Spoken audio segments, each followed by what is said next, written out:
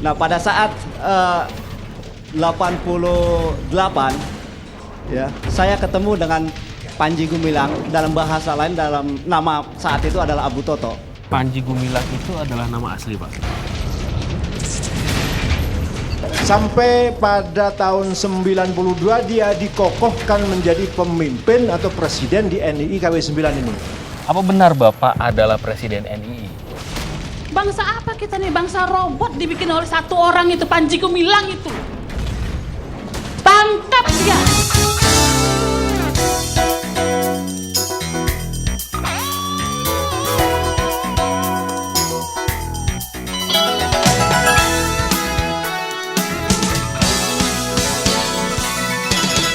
Terima kasih Pak sudah bersama kita. Ya, terima kasih. Pertanyaan saya yang pertama, Betul. Panji Gumilang itu adalah nama asli, Pak. Nama asli. Nama asli. Jadi begini, nama saya itu Abdussalam Rashidi. Panji Gumilang itu nama orang tua selain Muqarrib, selain Rashidi, Panji Gumilang, Abu Ma'arik. Kok banyak? Oh, ceritanya begini. Gimana? Orang tua saya itu pada zaman perjuangan gitu, konon beliau cerita, seorang yang ikut berjuang bersama tentara, pelajar dan lain-lain. Selain sebagai kepala desa di zaman Belanda itu, ini punya tugas untuk menghantar tentara pejuang. Jangan sampai terjebak. Nah itu ditugaskan kepada orang tua saya. Nah setiap perjalanan, contohnya satu saat pergi ke Magelang, Muntilan, Parakan, itu ke seorang kiai untuk entah nggak tahu itu zaman dulu begitu, pulang dibawahi bambu runcing, kemudian dipukul begini, namamu Gumilang, nanti kalau ditanya Belanda Gumilang, nah gitu. Itu ayah ya? Ayah. Oke. Kemudian pulang lewat Pantura. Lewat ke Sunan Derajat sana, dikasih nama lagi konon menurut beliau. Dikasih sama Pak Yai Derajat, namanya Panji. Wah, tak campur wae nak. Artinya semua dicampur. Panji Gumilang. Gitu. Ya. Tapi itu nama ayah Anda semua. Oh ya. Nah, kemudian nama orisinil Anda? Ya semua orsinil. Nama saya itu Abdussalam Rashidi. Saya tumpangkan Panji Gumilang. Kadang-kadang kakek saya Syamsul Alam. Tapi seringnya nama yang di Panji Gumilang. Panji Gumilang. Ya. Nama itu Anda itu nama ayah dan itu Iya. yang Anda pilih, Iya. Anda pakai Iya. ketimbang yang Ya pertama. kadang-kadang pakai yang lain. Iya kadang-kadang. Nah, nama Abu Toto itu dari mana? Wah saya tidak tahu itu. Dan karena nama itu sering sekali dilekatkan orang. Ya itu yang tidak tahu saya. Saya tidak pernah menggunakan nama itu. Oke. Ngomong-ngomong, ini adalah kediaman Bapak sekaligus tempat aktivitas ya? Iya sekarang. Kantor yayasan? Ini bangunan yang dibangun 12 tahun baru selesai. Baru 12 tahun baru selesai. Jadi Andalah yang pertama kali Oh ya? masuk sini. Ini kita sudah mulai masuk ke kompleks pesantren. Ya. Kalau dilihat infrastrukturnya bagus. Iya. Di depan sana masjid ya Pak ya? Iya. Masjid yang Ini masjid persiapan. masjid persiapan. Maksudnya? Ya. Ada masjid besar lagi sana. Yang rahmatan lil alamin. Ya. Dan belum selesai sampai sekarang. Belum selesai. Jangan pernah selesai membangun. Nah, masa muda Bapak dihabiskan di Jawa Timur. Oh tidak, saya itu lahir saja di Jawa Timur, numpang Lahir lahir. di Jawa Timur. Numpang lahir, numpang sekolah rakyat. Kemudian setelah itu masih di Jawa Timur lagi, numpang sekolah di Ponorogo. Oke. Setelah itu numpang lagi ke Jakarta. Saya ini penumpang. Di Ciputat waktu di IAIN sekarang jadi UIN itu mengambil jurusan Saya sastra Arab. sastra Arab. Iya. Masih suka nulis puisi atau Arab. nulis buku? Oh saya Tidak ke sana. menulis karya begini saja. Ketika kuliah Iya. sudah terpikir akan bikin pesantren. Saya itu dari kecil sukanya ngajar. Nah, alasan untuk membuat pesantren dan pesantrennya seperti ini. Nah itu kan Gimana ceritanya? mendengar ungkapan-ungkapan masyarakat. Bagaimana kalau kita bangsa Indonesia ini yang tergolong banyak orang Islamnya membuat pendidikan yang mumpuni lah gitu.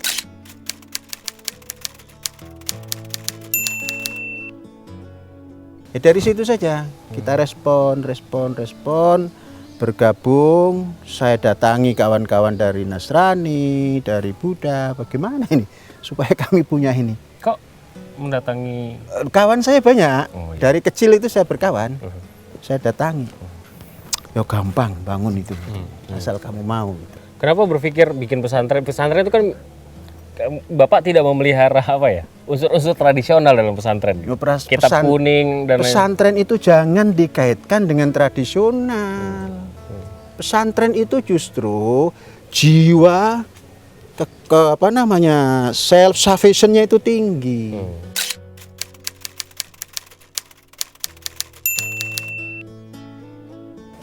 Orang-orang pesantren kan ngeliwat sendiri, nyuci sendiri, itunya yang kita ambil. Konsep pembinaan di pesantren ini apa? Ya. Seperti apa sih sebenarnya?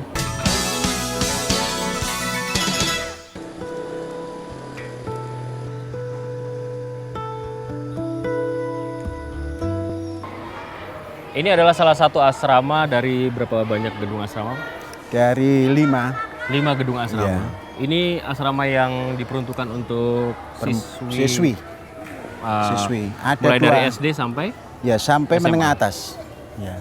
Ada 2 asrama untuk putri. Di sini yang namanya Al Mustafa dan di sebelah sana namanya An-Nur.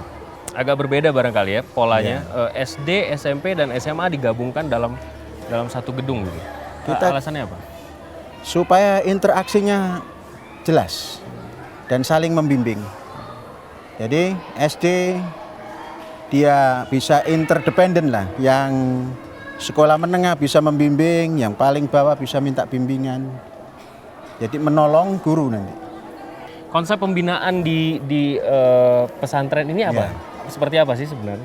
Secara umum saja. Maksudnya konsep pembinaan seperti apa? Iya. Pembinaan pembelajaran? Pembelajaran dan pembinaan. Kita inginkan terpadu antara pembelajaran dengan tinggal di asrama.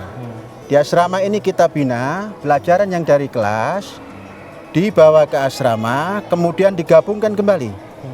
Nah, kemudian sambil seperti itu terjadilah nanti apa yang diberikan hari ini bisa dibaca sorenya, kemudian petangnya membaca untuk besok pagi. Jadi tidak pernah terlupakan. Dan kompleks ke pesantren ini mandiri ya, karena Anda juga selain fokus di bidang pendidikan juga fokus di bidang ekonomi, pertanian, peternakan dan lain sebagainya. Jadi kalau yang seperti itu saya tidak bisa mengatakan mandiri. Kalau mandiri itu Sama berdiri sendiri sama sekali. Kita interdependen kok. Kita bersama masyarakat. Masyarakat menggarap, kita kasih upah.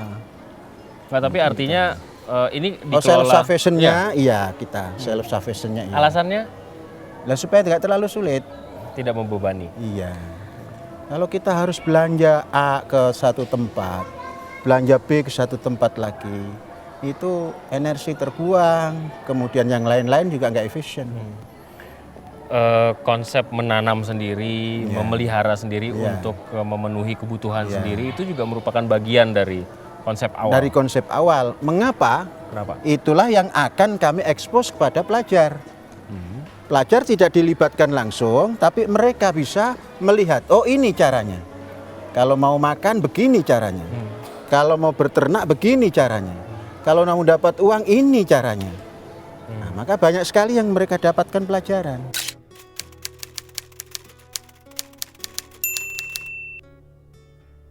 Nama Az-Zaitun sendiri Al-Zaitun ya? Boleh, Al-Zaitun boleh, Az-Zaitun boleh. Yang benar? Dua-duanya benar. Dua-duanya benar. Kenapa dipilih? Nah, gampang saja itu.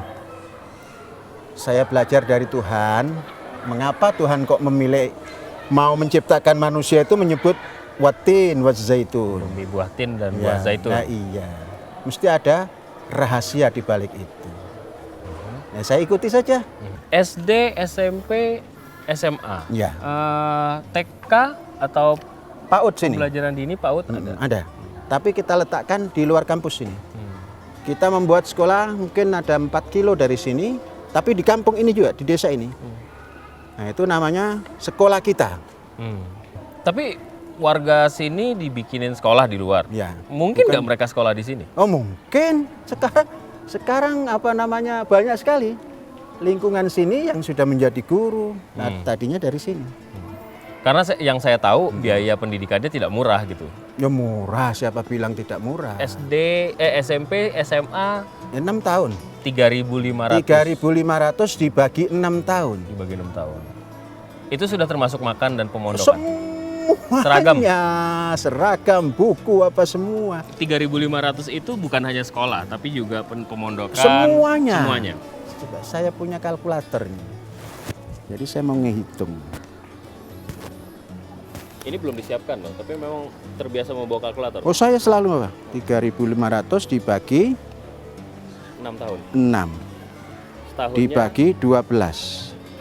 48,6 saja.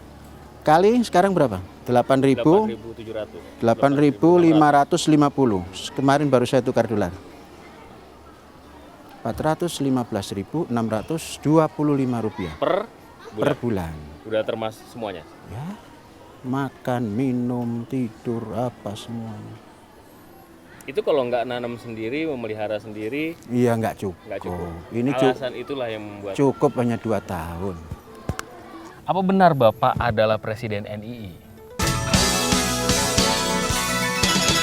Nah, pada saat 88 ya, saya ketemu dengan Panji Gumilang, dalam bahasa lain dalam nama saat itu adalah Abu Toto. Sampai pada tahun 92 dia dikokohkan menjadi pemimpin atau presiden di NII KW9 ini. Apa benar Bapak adalah Presiden NII? Anda kalau bertanya begitu, saya sebelum menjawab yang lain-lain, pantas nggak? Saya menjadi orang yang seperti Anda sebutkan tadi. Saya seorang pendidik. Kemudian organisasi yang Anda tanyakan tadi menjadi sorotan negatif. Nah, ditinjau dari kepantasan saja, mungkin Anda akan mengatakan sebaliknya. Tapi perlu saya sampaikan karena Anda bertanya, yang namanya negara Islam Indonesia itu pernah ada, diperjuangkan oleh sekelompok masyarakat. Malah berproklamasi juga, seperti proklamasi negara-negara yang lain.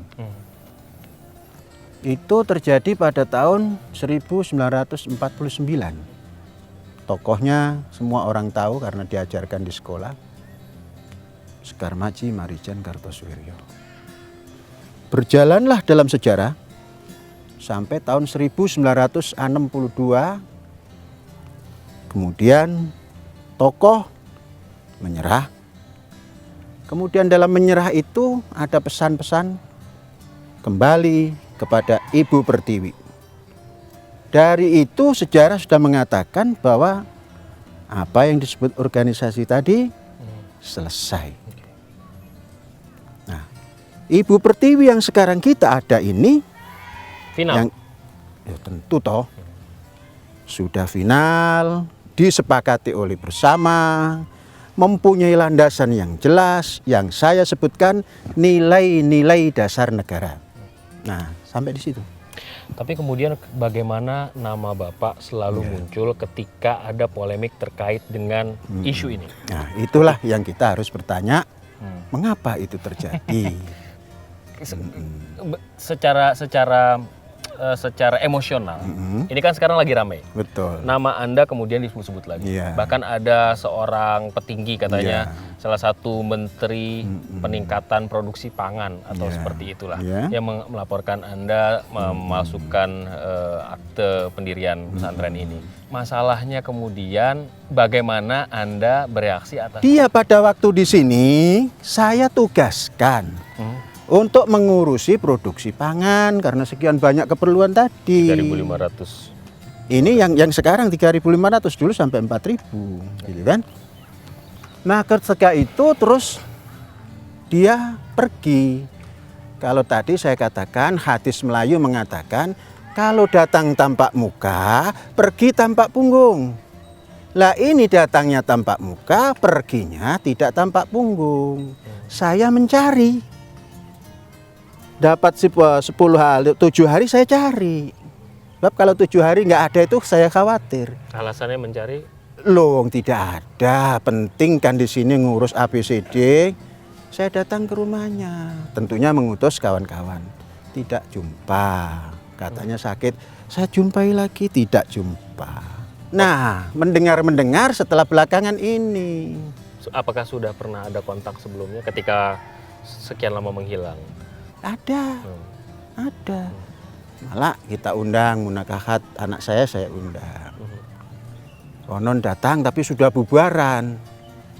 Kita hanya sampaikan sudah bubaran gitu. Kan ngundang orang makan-makan apa waktu nikahan itu kan. Iya. Tapi Pak, nama itu muncul belakangan ketika memang isu tentang NII ini lagi ramai-ramainya, lagi-lagi nama Bapak yang disebutkan. Tapi sebelumnya ada sejumlah orang yang mengaku pernah berafiliasi dengan organisasi tersebut dan selalu merujuk ke nama Bapak. Begini, saya menjadi pimpinan YPI, Yayasan Pesantren Indonesia, pimpinan Zaitun yang di bawah naungan Yayasan Pesantren Indonesia, itu merintis sejak tahun 1994. Berjalan mencari dan mencari tanah di sini sampai membangun 1996 itu. Kemudian sampai berdiri, ya ini yang saya lakukan. Jadi tidak ada NII. Sebentar. Masuk ke sini yang pertama kali saya pampangkan adalah karena kami di sini akan membentuk kader atau junior Indonesia untuk menjadi bangsa Indonesia yang benar, kami cantumkan Az-Zaitun, pusat pendidikan, pengembangan budaya toleransi dan perdamaian. Kemudian sebelum ini dibuka, pengurus yayasan dan calon guru itu kita berikan materi piagam Madinah dan hak asasi manusia. Karena apa? Kita akan mengemban ini, toleransi dan perdamaian ini. Itu panjang masanya. Artinya bahwa itu tidak mungkin saya lakukan begitu. Ya, artinya hubungan bercerita tentang itu agak mustahil maksud Bapak gitu kan. Oh iya, menempatkan Bapak sebagai bukan mustahil, dunia nggak ada yang mustahil kan. Ya paradok lah. Paradok saja gitu. Tapi apakah Bapak pernah mencari tahu mengapa kemudian nama Bapak selalu muncul? Saya yang begitu-begitu tidak terlalu ingin cari tahu, tapi yang saya akan tampilkan, tengoklah Az-Zaitun ini apa yang diproduk oleh Zaitun. Itulah Panji Gumilang dan kawan-kawannya. Kalau misalnya tidak benar kan berarti kan ada semacam disinformasi, lebih parah lagi itu menyangkut nama baik. Iya. Dan ini seperti laten begitu Pak. Kasus seperti ini tuh muncul kembali, kemudian beberapa saat diam, kemudian muncul lagi, nama Anda terus-terusan muncul. Buat saya pribadi, kalau saya menjadi Pak Panji, saya akan sangat terganggu. Karena kalau saya dituduh melakukan yang tidak saya lakukan. Dan ada koridor namanya proses hukum. Apakah Bapak akan menempuh jalur itu kalau misalnya ya katakanlah Imam Al-Haidar dan lain sebagainya menyebutkan Bapak sebagai Amir NII, Presiden NII dan lain sebagainya, dan Bapak tidak melakukan itu menurut Bapak? Persoalannya sudah selesai tadi. Menurut sejarah Indonesia itu sudah selesai. Kita sekarang mengarahkan bangsa ini, ayo kita membangun.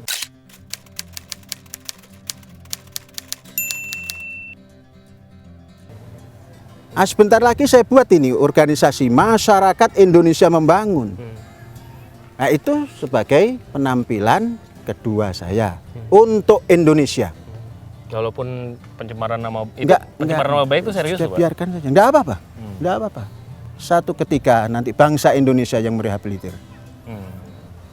Kalau saya sendiri merehabilitir, nah kecil, bangsa Indonesia yang akan merasakan dan merehabilitir. Ini pertanyaannya juga agak sensitif. Ayo sambil jalan. Pertanyaannya juga agak sensitif ya. Bapak merasa tidak terganggu walaupun dicemarkan nama baiknya dan media terus-menerus mengangkat nama Bapak gitu. Karena katanya Bapak dekat sama orang-orang intelijen. Bahkan Bapak adalah binaan BIN. Sehingga hubungannya sangat dekat.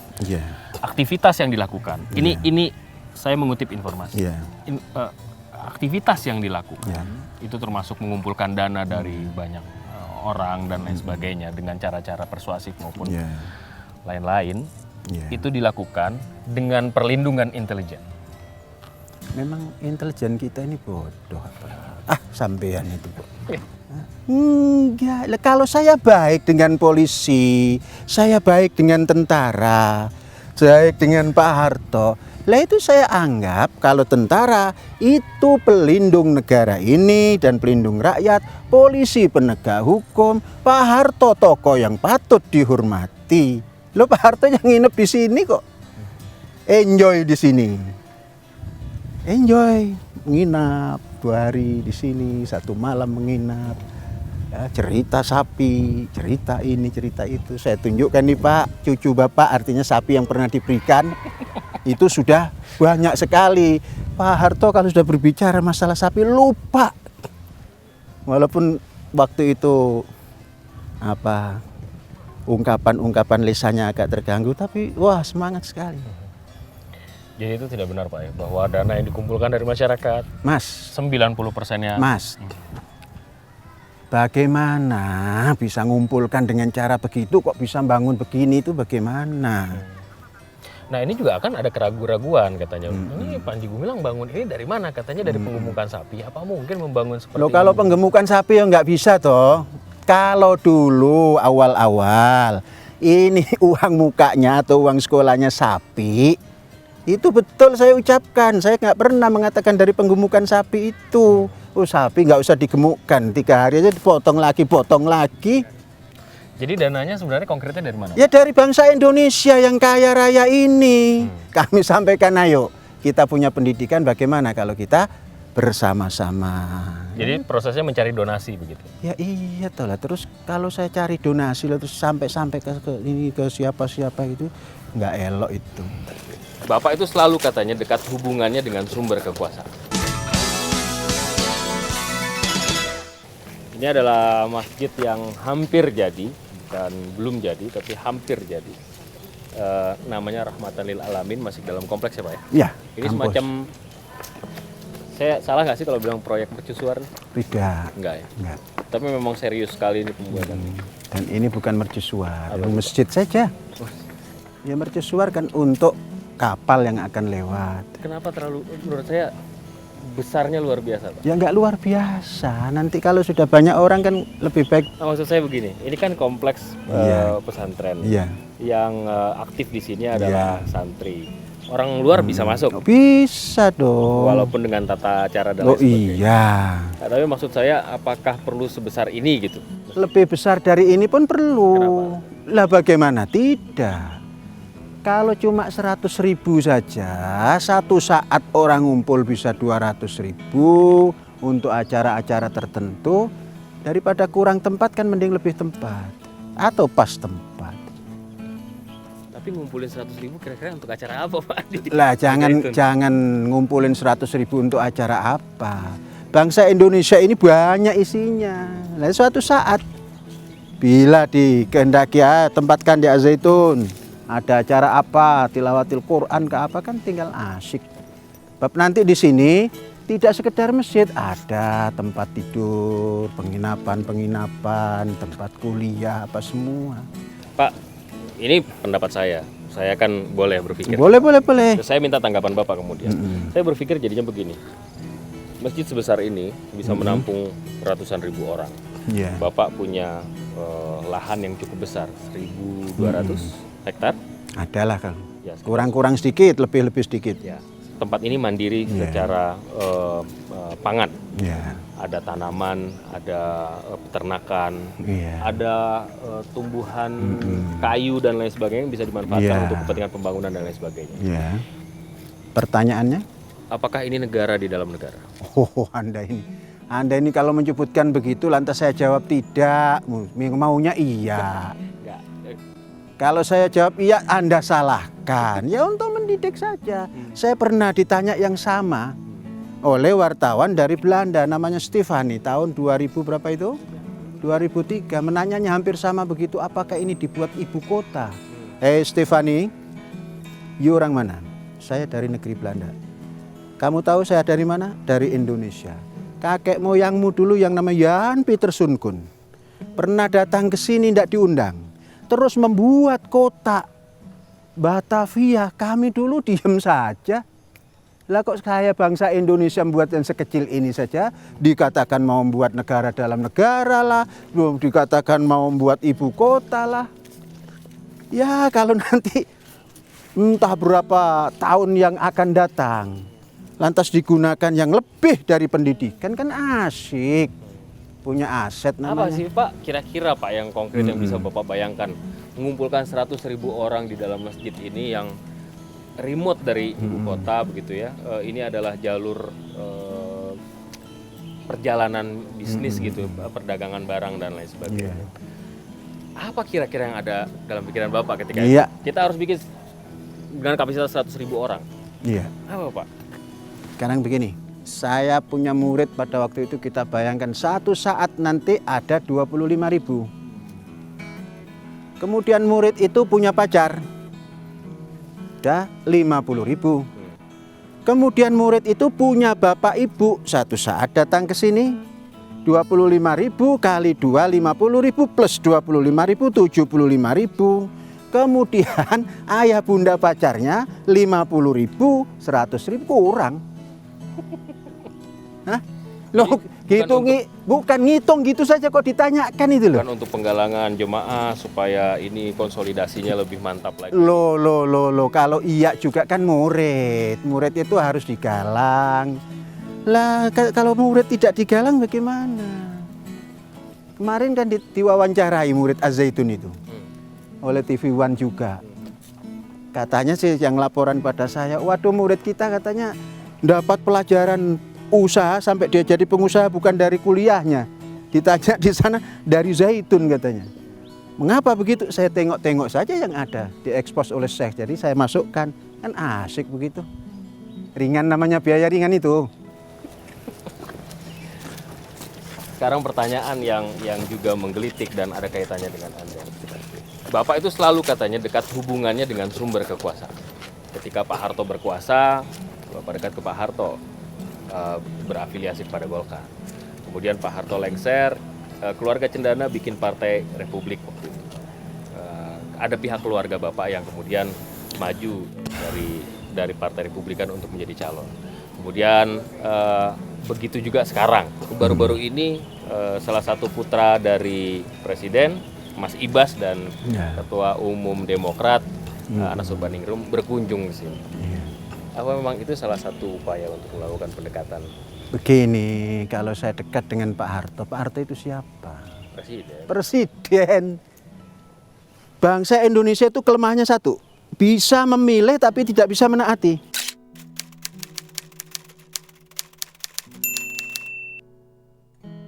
Kedua, saya pernah berdiskusi dengan ayah. Ayah saya seorang masumi. Walaupun dia kepala desa, seorang masumi. Dan dulu menjadi tentara tapi terus berhenti masumi. Yang paling dia benci oleh beliau itu katanya komunis. Nah, begitu komunis bisa dibubarkan oleh Pak Harto, ayah saya itu langsung sudah saya nggak masumi lagi karena masumi tidak ada, saya ikut Pak Harto. Jadi Bapak masuk Golkar. Itu ayah saya. Nah, saya waktu itu HMI masih belum suka kepada Golkar. Belum suka. Akhirnya nanti kamu sendiri tahu bagaimana yang akan terjadi di Indonesia. Itu orang tua saya begitu. Dilalah kersane ngalah itu kok saya bisa dekat dengan beliau dan banyak memberikan inspirasi. Saya bisa berternak karena banyak diskusi sapi dengan beliau itu. Beliau itu kalau sudah cerita tentang brengges ya gitu kan. Itu sapi yang warnanya hitam, badannya besar, enak dimakan dagingnya apalagi kalau digemukkan secara khusus itu. Itu satu hari juga kuat. Begini, detail. Ya saya ikuti. Republikan kemudian. Nah, Republikan itu bukan partai besar. Bukan partai besar. Itu kan menunjukkan loyalitas. Lah iya loh, terus kenapa? Sudah begitu saja. Pak Wiranto? Lah Pak Wiranto ya begitu saja, dekat saja gitu. Lah kalau saya dekat dengan jenderal, kenapa sih? Lah kan jenderal itu bintangnya 4, Pak Harto bintangnya 5. Ada tuduhan yang mengatakan bahwa itu dilakukan untuk mengamankan gerakan Bapak itu. Boleh-boleh saja orang nuduh ini. Ya, jawaban dari Ya, yang dituduh. makanya boleh-boleh saja menuduh. Kalau saya itu punya gerakan yang kontradiktif dengan apa yang ada di Indonesia, betapa gampangnya Pak Harto nginep di sini. Sendirian, polisi saja nggak boleh dikasih tahu.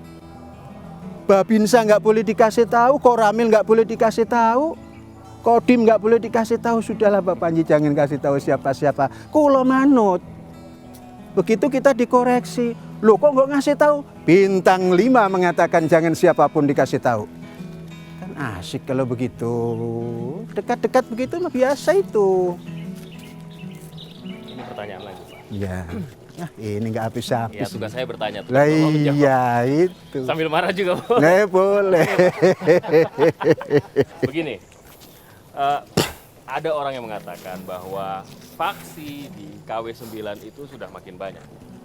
Sekarang upaya perjuangannya sudah tidak lagi murni untuk mendirikan negara Islam, tapi lebih pragmatis untuk mengumpulkan uang. Dan orang yang dituduh, oknum yang dituduh adalah Selesai 1962 selesai, dan saya tidak bicara lagi tentang itu. Bicara membangun Indonesia masa depan. Masyarakat Indonesia membangun, akan kita dirikan organisasi besar. tapi konsekuensinya masih banyak orang yang menyebutkan nama Bapak sampai sekarang. Tidak apa-apa, nanti buktikan. Masyarakat Indonesia membangun, akan berbuat untuk Indonesia. Indonesia must be strong. Tuh, begitu saja. Apakah menurut Bapak Bapak harus melakukan kerja keras? Apa rencana ke depan, Pak? Ya, meningkatkan kualitas pendidikan. Tapi saya merasa perlu untuk bertanya kepada Bapak. Betul. Bapak tadi sudah menjawab apa yang menjadi Ya. pertanyaan saya terkait dengan NII dan seterusnya. Ya. Tapi sekarang ini kan ada fenomena, katanya yang mahasiswa Bapak punya anak-anak yang umurnya kira-kira sebaya seperti apa yang diberitakan gitu. Ada anak-anak yang hilang, kemudian katanya di brainwash dan lain sebagainya untuk kemudian dan seterusnya dibaiat, disuruh menyerahkan harta dan diperas hartanya, kurang lebih seperti itu. Apa yang Bapak bisa komentari dari fenomena itu? Ya, kita juga tidak menginginkan yang seperti itu. Tidak menginginkan seperti itu kalau itu terjadi. Tidak menginginkan. Jadi kita ini yang wajar-wajar saja lah. Berjalan yang wajar. Kalau itu terjadi, apa yang menurut Bapak cara yang paling baik untuk memberikan solusi? Ini kita sadarkan. Kita bersama-sama. Ayo kita kembali kepada cara-cara kita yang baik. Bersama-sama, jangan sendiri. Masyarakat bersama-sama. Tentunya dengan cara yang baik. Masyarakat dan Masyarakat. pemerintah. Oh ya, pemerintah itu perlu karena harus bergabung. Oh, izinkan saya menanyakan satu pertanyaan yang lupa saya tanyakan tadi.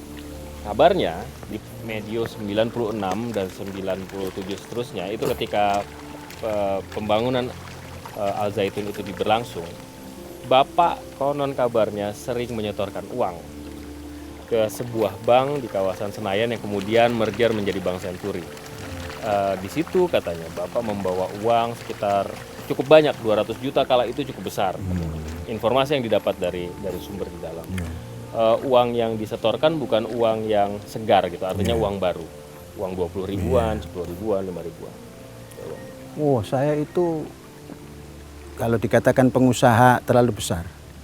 Saya itu berusaha apa saja.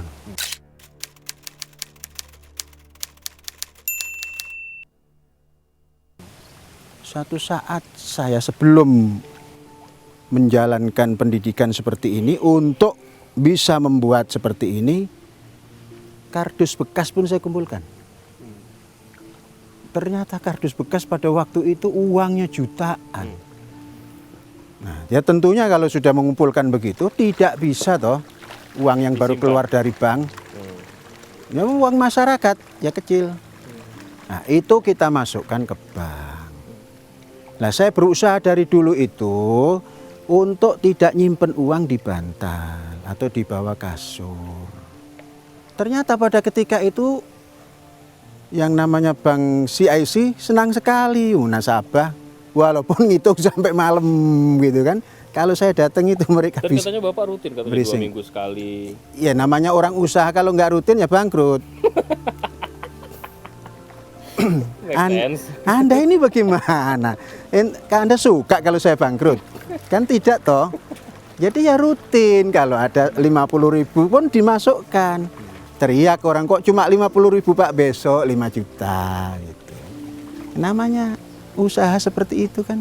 Besi bekas saya lakukan. Makanya sampai sekarang besi bekas yang ada itu tidak mau saya jual. Saya punya kenangan. Oh gitu. Ada nuansa sentimental di Oh iya Jadi apa dong? harus. Nah, nanti satu saat jadikan pagar. Ini kan masih perlu pagar. Usia Diolah. Bapak itu sekarang berapa? 65 Hah? ya? Baru 64 masuk 65. Di era seperti itu, apakah menurut Bapak Bapak harus melakukan kerja keras? Kerja keras itu tidak pandang umur.